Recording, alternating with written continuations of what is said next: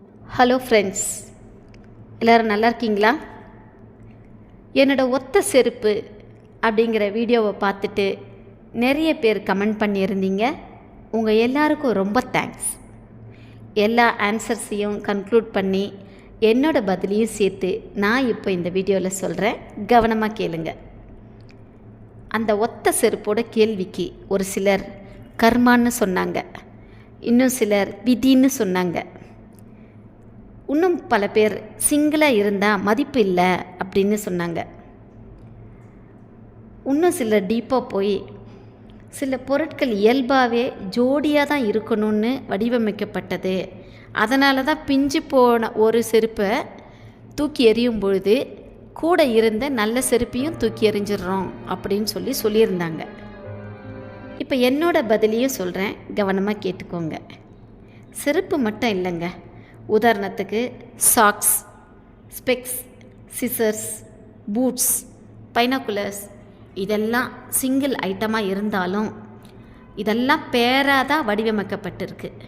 அதனால தான் இந்த பொருட்களெல்லாம் நாம் ப்ளூரலில் சொல்கிறோம். ஸ்பெக்ஸ் அப்படின்ற இடத்துல எஸ்ஸு சேர்த்து தான் சொல்கிறோம். சிசர்ஸ் அப்படின்னும் போது எஸ்ஸு சேர்த்து தான் சொல்கிறோம், சிசர்னு சொல்கிறது கிடையாது.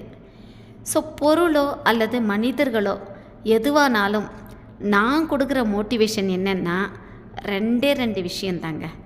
ஒன்று, உங்களை தூக்கி எறிஞ்சவங்களை மன்னிச்சிடுங்க.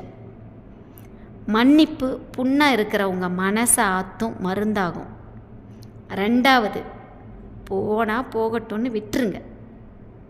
இந்த போனால் போகட்டும்னு விடுற மனப்பாங்க இருக்கு இல்லையா, அது உங்கள் வாழ்க்கையில் நீங்கள் அடுத்த கட்ட வளர்ச்சிக்கு உங்களை கொண்டு போகும். நடந்ததையே நினச்சிட்டு புலம்பிட்டு இருக்கிறதுனால எந்த ஒரு மாற்றமும் வந்துட போகிறதில்ல. நம்ம மரத்தை பார்த்து கற்றுக்க வேண்டிய ஒரு முக்கியமான விஷயம், தன்னை விட்டு பிரியும் இலைகளை அவங்க கொஞ்சம் கூட கண்டுக்கிறதில்ல. திரும்பவும் ஃப்ரெஷ்ஷாக இலைகளை புதுப்பிச்சுக்கிட்டு அழகாக பசுமையாக வளர்ந்துக்கிட்டு தான் இருக்காங்க. So when we forgive, we heal. When we let go, we grow. All the best. Thank you.